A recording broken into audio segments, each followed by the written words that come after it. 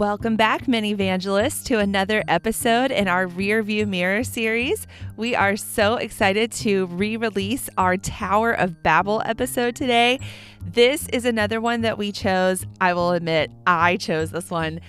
This is one of my favorite episodes. It's another early episode. I believe it was our fourth one that we did. And the reason why I love this episode is because the song is just such a cool kind of chill song, but it also tells the story in a really great way. And so I really loved this. I loved talking to Emma about her thoughts on the Tower of Babel, which is a really interesting story. And I hope that you all enjoy re-listening to episode 4, The Tower of Babel.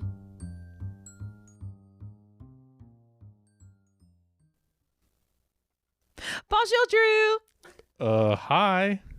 Je suis tellement excitée de parler d'une histoire biblique, folie. What in the world is happening right now?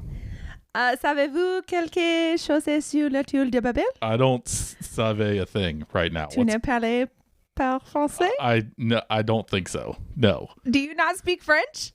Oh, that was French? Not very good French. It was Google Translate French. Well, I do not speak French. Why in the world are you speaking French? Because I am going to tell you a story today, or we are going to talk about a story today about people who all spoke different languages and couldn't understand each other and what that meant. I know where you're heading now. Oh, okay. You want to get in the van? Let's do it. All right, let's get in the van. Let's go. From the stories of Noah's Ark and Anna on the lawn, through the Gospels of Matthew, Mark, and Luke, and John. Whether you're new to this or an avid Sunday schooler, we'll learn about the Bible, just like church, but even cooler. And we take what we learn and we use what we find to go into the world and let the light of God shine. Buckle up, kids. Mini-evangelism. It's time to go mini-evangelism. In faith we grow show.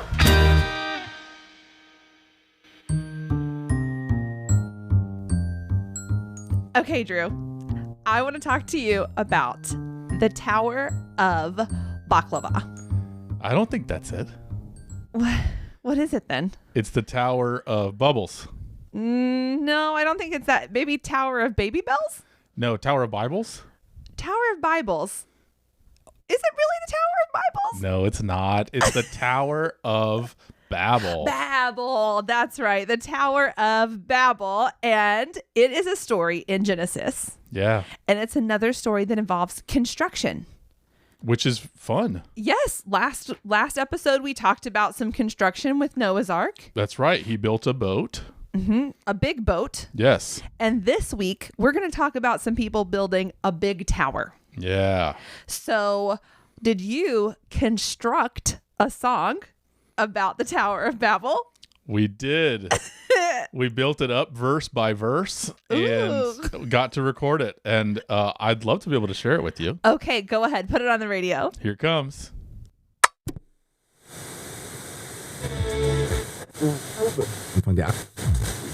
Das ist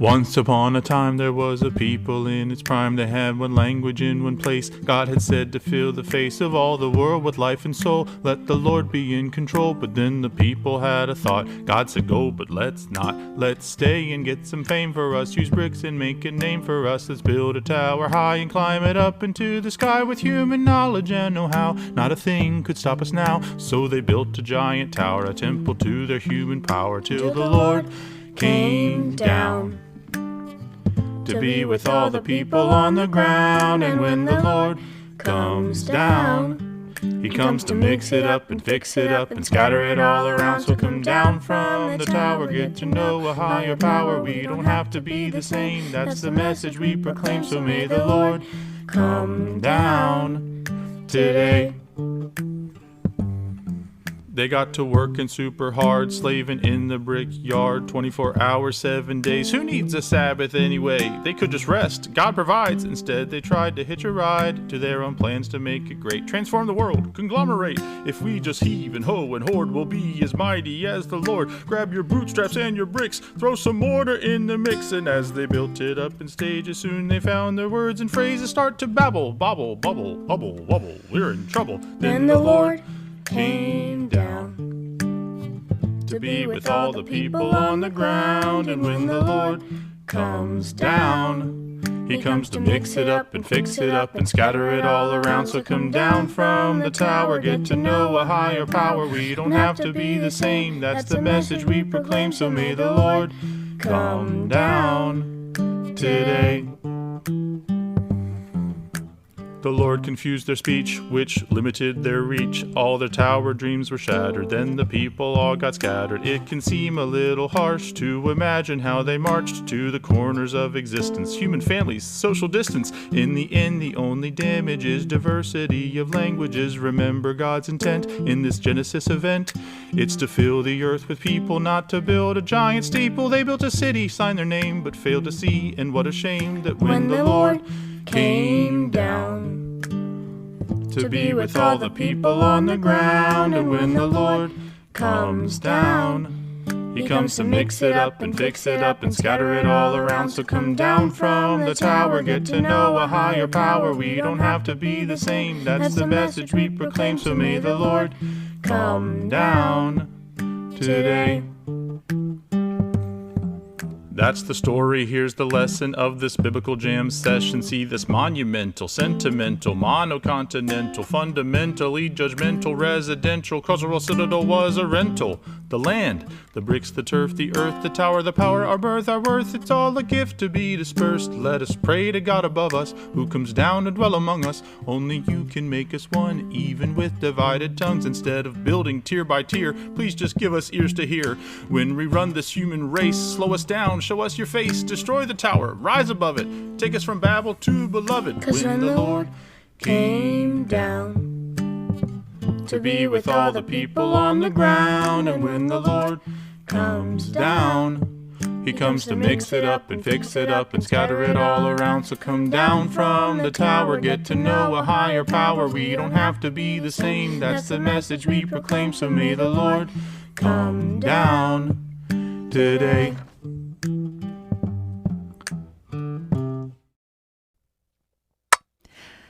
I really like that song. It's one of my favorites that we got to do. Yeah, it's just so, it's got like a very like chill vibe to it. And it has a lot of words. So please congratulate me on writing and then performing all of those words. Yes. And speaking of languages, I think now I'd like to hear you perform the same song in Spanish. Go. That would take way too long. Oh. Yo no puedo. Oh, so you do know a little bit of Spanish. I do. What did you just say? I said I can't. Oh, no.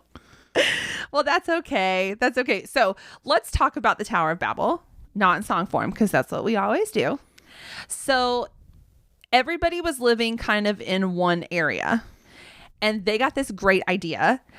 They were going to build a tower up to the sky, up to heaven where God was. They all got together and they were like, listen, if we put our minds together, get to work, we're going to build this tower and it's going to be so tall and so high.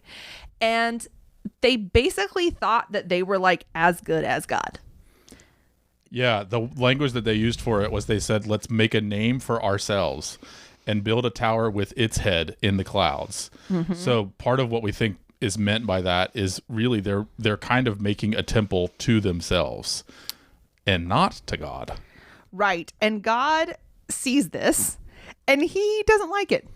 God is worried, yes, to say the least. Yes. Because God says if they can do this, then they're gonna get out of control. There's gonna be no limit to what they try to do. Right. And it's just another example of people once again thinking that they can do things better than God. Right. It's a theme that we see throughout the Bible that if you listen to more Minivangelism, you'll hear us talk about it all the time, that God says, I've got you. You can do things like this. And then the people think, well, maybe I'll do it my own way, which is, as it turns out, never the way that goes well. And it's just not what God intends. Right. So God decides that he's going to put a stop to this. And the way that he puts a stop to it is everybody's working together. He goes ahead and gives everybody a different language. So they all start speaking different languages, and now they're very confused, kind of like you were confused when I was speaking my really bad French at the beginning of this episode. Exactly. And they don't know what each other are saying. And then it says that he scatters them to the ends of the earth. Like everybody just spreads out. So they're not all together. They can't understand each other. And that's it. That's the end of the story. It's a very, very short story.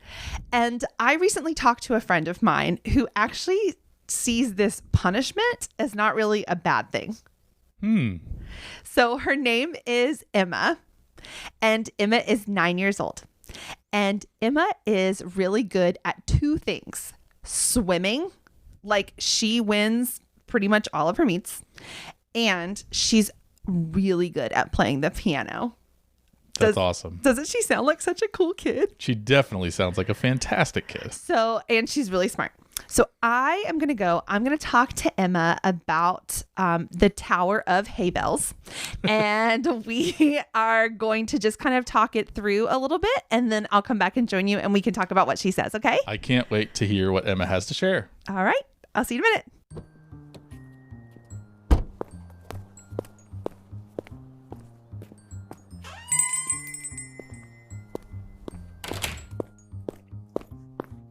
Hi, Emma. Hi, Miss Anna. Okay, so today we are talking about a really short story in the book of Genesis, and it's called the Tower of Babel. The Tower of Babel. Babel? The Tower of Babel. Bubbly? Babel. Okay, the Tower of Babel. And what do you know about the Tower of Babel? I know that the people living where they were living, I guess, they built it up to the heavens so that they could go up, back and forth. I also know that God scattered them across the world because they were too same and he wanted them to be unique and different. And then once he had scattered them, he made them live in their own countries and he gave them their own languages. They all spoke their own languages. Yeah. So what, do you speak any languages other than English? No, but in middle school, I think I want to take a Spanish class because a lot of my friends speak it. Oh, a lot of your friends speak Spanish? At school, yeah. That's awesome. Do you know, like, any Spanish? Only a couple words, Like what? like hola, Hola and that's really it. and adios. Well, of course, adios. I know uno from the game. Oh, yeah. And then por favor, and that's really it. Yeah, that's okay. So what were some things as you were reading this story? Because it's kind of short. What were you, like, noticing? Like, what's something you noticed in there? I noticed that, well, and I also wondered why they called it Babel. And then I also realized that that sounds like a word a baby might say. Yeah, like babbling, which is crazy because it's like they're spelled differently, but they do kind of mean the same thing, don't they? Yeah. Yeah, It's funny. they're babbling. I don't know. Yeah. That's interesting. Yeah. What were some other I wonder questions you had? I wondered what life would be like if God hadn't scattered people across the earth and if we would all be the same. And if that would have happened later and not at this time. What do you think? What do you think would have happened if we hadn't been scattered?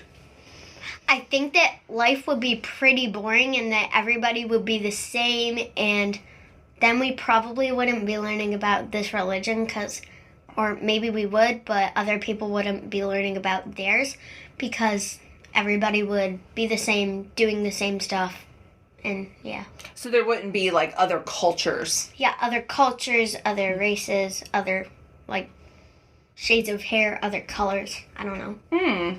That's a really interesting thought, like, to have of what would have happened if we had all stayed in one location. Yeah, that's really interesting. What do you think, what language do you think they spoke prior to getting scattered? Honestly, I have no idea. Yeah.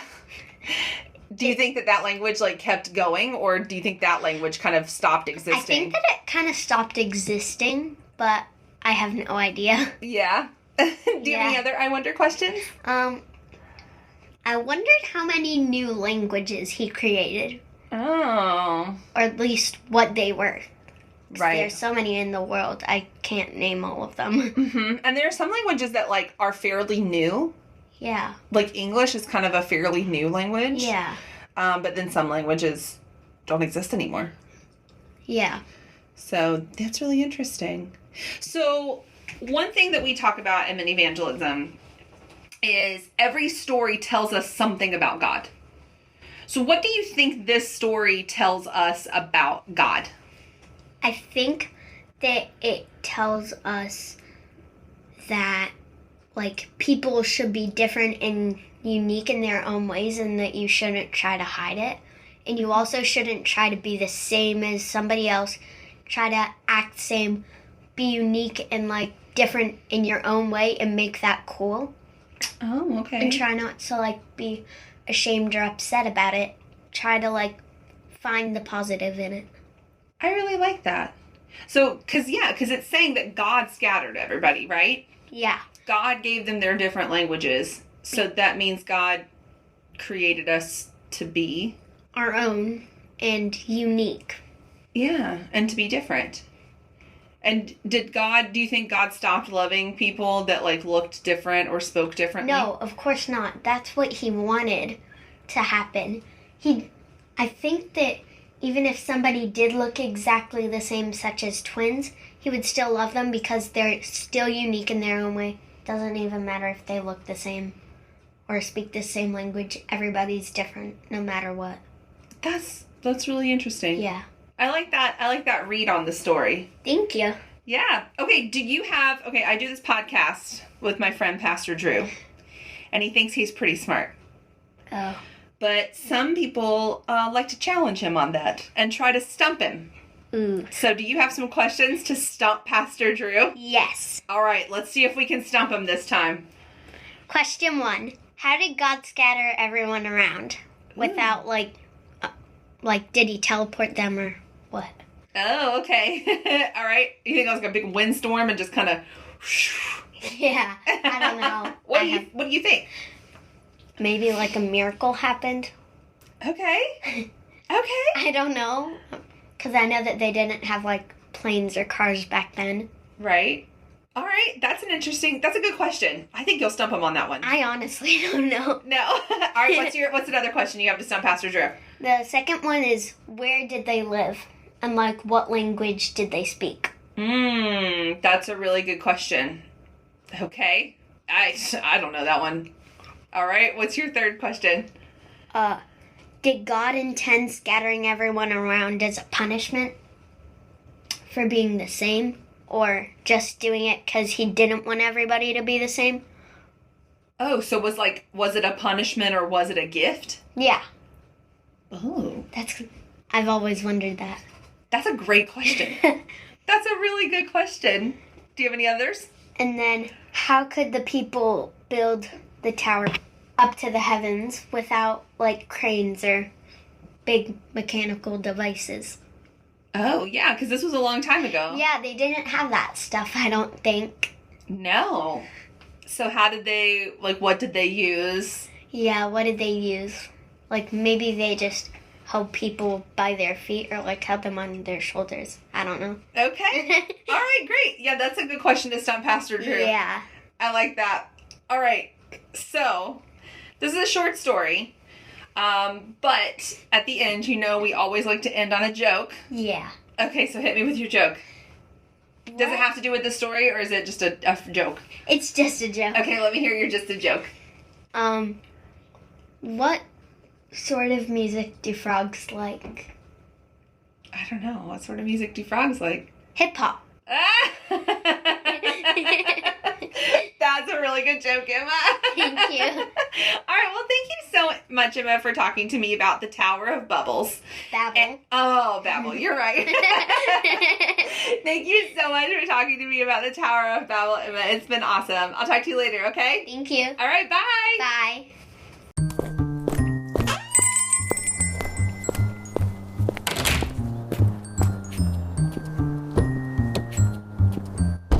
Okay, I'm back. Welcome back. Hi. So Emma, I just love talking to her because she is the kind of person that just always sees the positive in everything. Love that. So she had some really great I wonder questions about this story. Also, she kept correcting me because I kept saying it wrong. So it is the Tower of Babel. One of her I wonder questions was, what does Babel mean? Great question. One thing that we know about it is that it's a name that really kind of only comes from the Bible. So it wasn't an existing place. But the other thing that we know is that it actually is part of the word of a different place name that happens much later in history. So they think that it's connected to the name Babylon. Oh. Babylon is a place that we learn about later in the Bible because of a sad story that's in the Bible where all of God's people are taken out of Jerusalem and put in what's called exile. They have to go live in Babylon, and it's a very sad experience for them. And while they were there, that's when a lot of these stories got written down. So one explanation is that it's called Babel because they're kind of describing an origin story for Babylon, which is a really fun and interesting fact, and a long way of saying it doesn't necessarily mean anything in particular, but it might be connected to Babylon. Oh, okay. That's a really interesting thought because Babylon is, I know, used throughout the Bible as just like the bad place. Exactly. So one way of understanding this story is it's a story about the bad place, right? And how it got that way.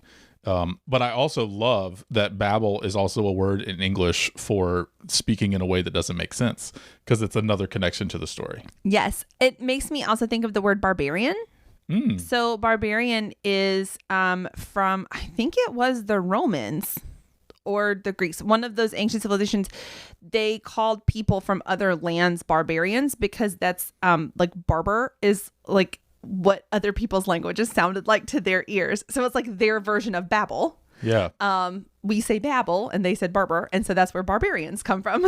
Yeah. So if we were writing this story today, we might say this is the story of the Tower of Gibberish. Yes. Or if there's a place we don't like if there's a sports team you can't stand, like the Dallas Cowboys, you could say this is the story of Dallas, and it would be a way. Patriots. Yes, either way, name it. And now all the Cowboy fans that are listening are going to be angry at us because the Dallas Cowboys are a football team that I was trained to not root for. Yes. But I'm just using it as an example of how this story comes to be and why it gets some of the names it gets. Yeah. I think Babel sounds a lot like Bama, and I'd be more than happy to assign them to that one. So the other I wonder question that Emma had was, what if they decided not to build this tower?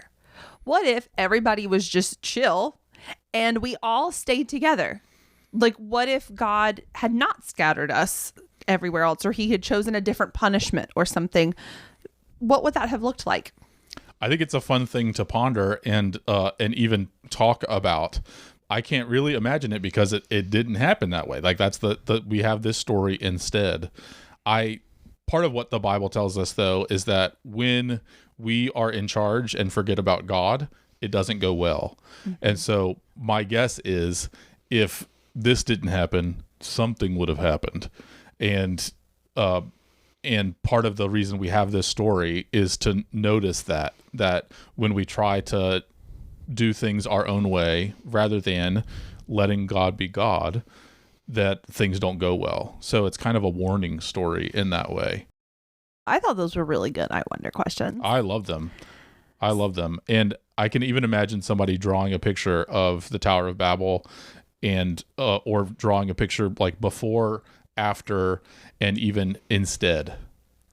You know, if it was instead of building a tower that was going to make us be like God, what could we do instead? Yeah, I like that. So one of the things I asked Emma is, what does this tell her about God? And she had a really interesting take on this. And, you know, we talked about like what other punishments, right? Or what else could he have done? And, you know, I think the easy answer would have been just like knock the tower down. Yeah. Right. Like, you know, I know that I have 2 kids, right? If someone is building some Lego towers and somebody gets mad, then that Lego tower comes crashing That's down. right. But God ended up doing something, almost giving the people a gift. And that was, he changed their language. He spread everybody out and then made everybody different, essentially. And like that God wanted this to happen. Like he wanted everybody to be different and unique. And there's so much that we can learn from other people who experience different cultures, right? Because like culture is shaped by where you live. And, I thought that was just a really like beautiful read on this story, that despite them being prideful, despite everybody being, going against what God maybe would want, his punishment, quote unquote, is to give them just differences, which is really, I don't know. I really liked that Emma saw that about God, that he's a God that loves everybody, even if they're different. Yes. And even like wants a world where there are different kinds of people. Mm-hmm. If we remember stories about God creating the world, God didn't create just one kind of animal. Mm-hmm. God didn't even just create one kind of human. Part of what God creates is always variety. And that seems to be important to what God wants for the world. I also, part of what you say about Emma's comments makes me think of the difference between 2 words. One word is unity and one word is uniformity. Now that's a long word, but uniformity kind of means everybody is the same. Mm. Unity means everybody is different and yet they are still one. And I think that part of what this story shows us is that God does not actually want uniformity where everybody's the same. That God actually may still make us one or unified. That's part of where the story goes from here, but doesn't need us all to be uniform or to be the same. So when Emma talks about God loving each kind of person uniquely or each culture uniquely or independently, I think that is true to what we learn about God in the story and in the Bible overall.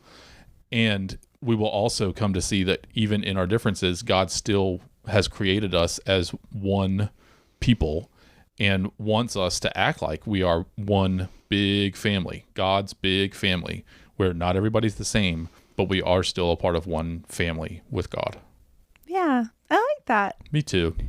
Okay, so it's time for your favorite part of the podcast. Oh, goodness. What do you think that is? Where you try to stump me. Yes, I don't try to stump you. I never tried that. It's Emma. These kids just want to stump you. I think you're finding the kids that you think will stump me. I mean, partially, yes. Okay. If I can't do it, I'm going to get a smart kid to do it instead. All right. I think I'm ready. Let's see what we got today. Okay. How did God scatter everyone across the world? Ooh. I think I'm stumped. Did it finally happen? Well, I definitely don't know. I also don't think anybody knows. So that's... You have already used that in another episode, Okay. so you don't get to use it. So I'm officially stumped. But I don't know. It might be fun to imagine and wonder. Part of the first thing that God does, though, is confuse everyone's speech so they can't understand each other. Right. And if you can't understand each other, it's hard to stay together. And I think that's true even today. When we can't understand one another, when we don't speak the same language or don't have the same upbringing or religion, that it makes it hard to stay together. And in this case, God gave that as a way to make them stop doing this project together. Right. And then where the story leaves us with a bunch of different kinds of people that don't understand one another. And so again, it's kind of an invitation to keep reading and see if we ever manage to understand one another, even though we're different. Mm-hmm. So it seems like God mostly did it by messing with the way that they understand one another, messing with their speech. We don't have a version of the story when God knocks over the Lego tower. Yeah. But it's funny, if you look in images of art, part of how it's depicted is kind of a tower falling apart or a tower only partially built, like it doesn't get finished. Right. And so different artists depict it different ways. And so we're kind of left to add our own imagination.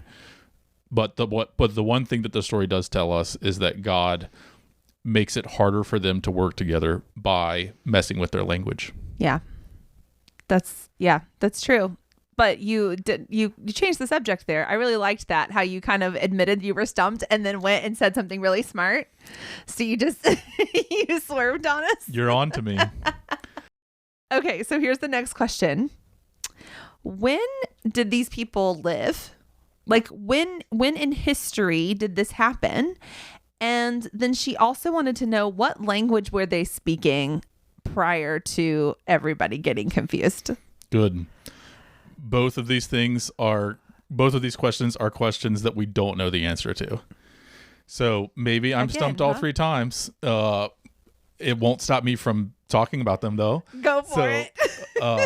The question about when is a great question, because all of the earliest stories in the book of Genesis, which is the first book of the Bible that we're telling stories from so far on this podcast, all of them are history written from long time ago. And so we don't have a year really when these happened. Mm-hmm. They're stories that are set in a long time ago, before people had calendars and stuff like that. So it's kind of before time was measured the way we measure time. We do think that they were written down in sometime around the 6th century before Christ. So 600 years before Jesus, that was when the people of God were in Babylon and needed to remember these stories, because they could not be in their homeland. They could not be in the temple where God lives with them. And so what they had was these stories, and that's when they started to write them down. And so that's the one bit of history we have, but in the 6th century, they're writing stories about times way before anybody had a calendar. So that's why we don't know. And it's cool to think about people sitting around saying, anybody remember the Tower of Babel story? Because they would have heard it before. And saying, and somebody saying, I think it's time we write that down. Okay. And I picture them like around a campfire figuring out, what are we going to call the place? My family called it Babel. My family called it gibberish. My family called it something else. And then deciding, okay, it's the Tower of Babel, and this is how we're going to tell the story, particularly because they're telling it based on their own experience of God and their own experience of life. So that's a long answer to when. What was the other question? What language were they speaking before God confused their languages? We also don't know that. However, right next to this story in the book of Genesis, we do hear about a bunch of different kinds of peoples, all have different languages. So in some ways, this story is like an origin story of where all those languages come from. So we don't know necessarily what language they spoke before this, but we do know from the Bible what language they spoke after it.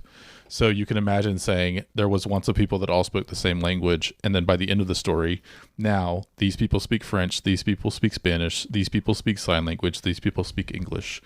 That kind of tells you how that happened. And that's part of what this story tells us too. I'm not going to give you stumped on that one. I'm going to say you answered it. I caught you on a nice and generous day. You caught me on a very nice and generous day, but I've still got more questions. Oh. So, all right, Emma's question, and we've touched on this a little bit, but did God intend for this to be a punishment or a gift? That's a big question. Yeah. What do you think? I think it's a both. I think that God chose a punishing gift. Okay. Does that make sense? Yeah. He got them to stop doing what they were doing. They weren't able to accomplish what it is they wanted to accomplish. But at the same time, once again, when you speak to people from other languages, with other languages, when you go and you visit other places and you see how people live in other parts of the world, that can be a very beautiful thing, and you can learn a lot of things. So I think that ultimately it ended up being a good thing. But in the immediate aftermath, it was a punishment because they didn't get to build their tower. Right. But why am I answering this? Because this is not Stump Miss Anna. This is Stump Pastor Drew. I like your answers. It makes me think of when you're in a relationship with somebody you love, like a parent and a child or a brother and a sister, particularly parent-child. there are things that parents come up to us and say, I can't let you do that. I cannot allow that to happen. And it feels like a punishment because I really want to do that thing.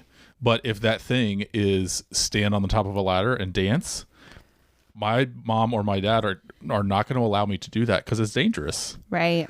And so it feels like a punishment that I have to get down. It's also a gift because they helped me not break my elbow or my collarbone or my leg.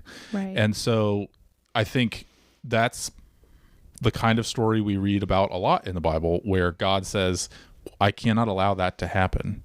And it's not because you're bad. It's not because you have to be punished. It's because God has a plan to help people live and to fill the earth with life. And if what God is trying to do is fill the earth with life, building a tower in one place and trying to make it to heaven and not go around the world and fill the earth with life can't happen. So God does something to prevent something from happening. It feels like punishment. It's also a gift because what God really wants people to have is a world that's full of life and a world that's full of variety and difference. So I agree with you, both and, which hopefully means I'm not stumped. If I agree with you, I've got to be in the good category. Now you figured it out. That if you agree with me, you're never stumped. I agree.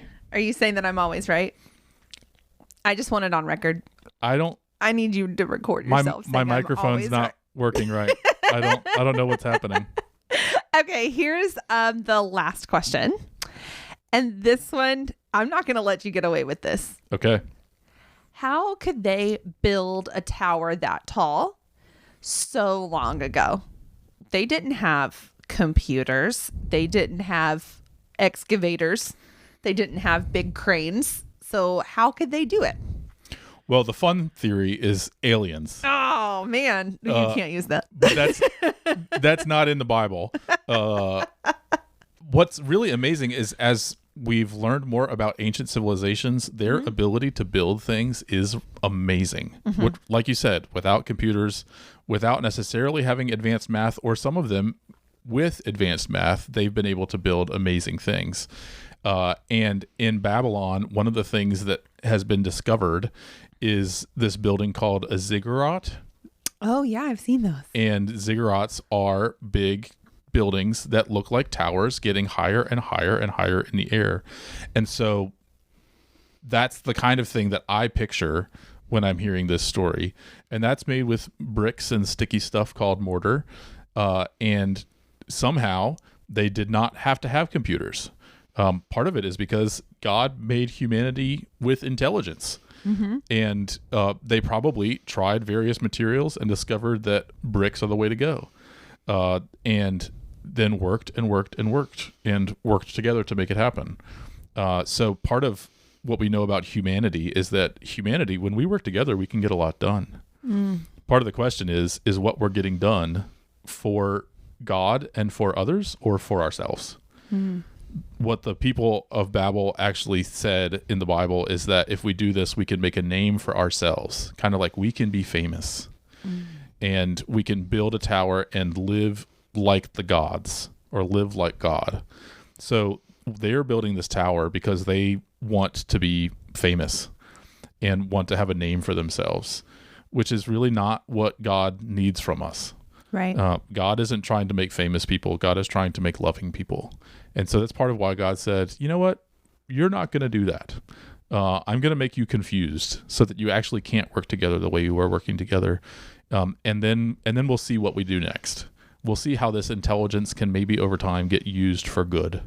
And I think that's part of what we learned both about God and about humanity is that humans are amazing.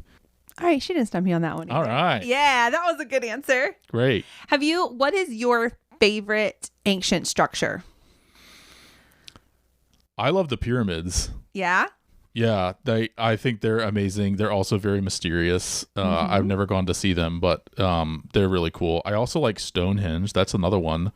Also very old and very mysterious because we kind of wonder what exactly is this place for? Yeah. And yeah, what about you? I love the Sphinx. I think the Sphinx is very cool. My daughter and I, we like to, whenever we're researching like historical things that happened, we like to theorize what happened to the Sphinx's nose. Yes. Because we don't know. Our theory is a volcano that happened in Santorini, like right after it was built, that caused an earthquake, and we think that's what happened. But that's just our theory. That's a very advanced theory. And then another, it's not ancient, it's just very, very old and very, very fascinating to me is we live near Washington, D.C., and the Washington Monument, which is not, I mean, in the history of the world, it's not a very old structure, but it was something that was built in the 1800s when they didn't have advanced, materials and everything, and yet they were able to build this like really tall tower. It's pretty amazing. So very good. So she only stumped you on one. That's good. I'll give you the other ones. So good job, Emma, for stumping Pastor Drew. And Hooray. Listeners, now you know that it can be done. That's right. I'm looking forward to seeing what other people have for you. Bring it on. Okay, so what does the story tell you about God? I want to hear you answer first. Something that you said kind of was really interesting to me, and that was that they were breaking a rule, right? A lot of times people say that like God was punishing them for their pride, but he was actually punishing them because they were breaking the rule, which is go fill the earth with life. And they were just filling one section of earth with life. And so I really liked that God, it wasn't a judgmental destruction type of punishment. It was a gentle nudge back in the right direction. It's kind of like when I have a 4-year-old and she likes to wander off, especially if we're like in the parking lot or something and she sees a car that she thinks is cool, she'll start to wander off. And I just hold her hand and I gently bring her back with me and just keep guiding her. And I think that that's what God was doing here, is that he was gently guiding people back to where they needed to go. I like that. Mm-hmm. I think one of the things this story tells me about God is that God is creative. Yeah. In other stories from this part of the Bible, Adam and Eve end up kind of breaking a rule, if you know that story, and God comes up with a different plan than what could happen. Mm-hmm. In the Noah story, things go really bad and God comes up with a different plan and then ultimately comes with a new plan after that. And in this story, humanity has a plan to build this giant tower, and God knows that God doesn't want this to happen. And so God creates a different plan. And I think that's really good news, because I know that I'm more like Adam and Eve and the people around Noah and the people of Babel than I want to be. And knowing that God is creative enough to work out a plan with whatever happens mm-hmm. is good news. And so it kind of invites me to say, okay, God, what's your plan? Especially when I'm in a tough spot. Knowing that the God that we learn about in Scripture is creative and always working to bring about a good scenario, a good ending to the story, is very, very comforting. Yeah. That's awesome. Yeah. So we always like to talk about remember the story, right? How can we remember the story? I think next time, listener, you are playing with Lego, not Legos, by the way, it's not plural.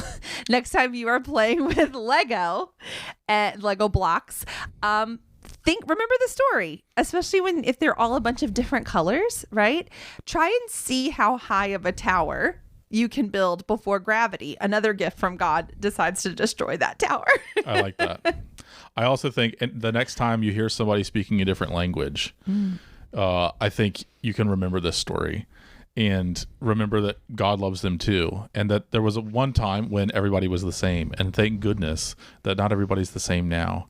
And you could even find ways to understand each other, even though it's hard and even though you're different, because we're all a part of the same family. Yes.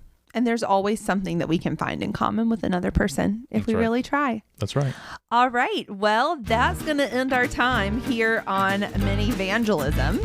Parents, don't forget that we do have a bonus episode called The Driver's Seat that goes along with each Minivangelism episode.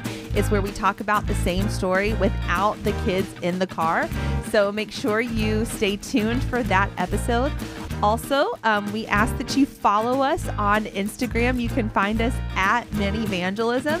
And finally, if you are listening to us on Spotify or Apple Podcasts, please take a moment to rate and review our show. We would just love to hear from you guys, see who's listening, and just know that you're out there.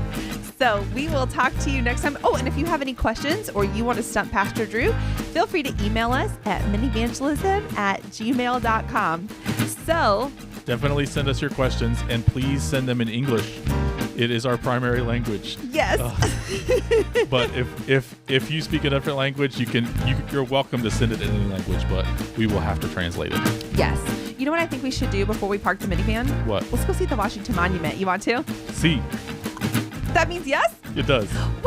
All right, let's go. We'll talk to you later. Bye. Bye.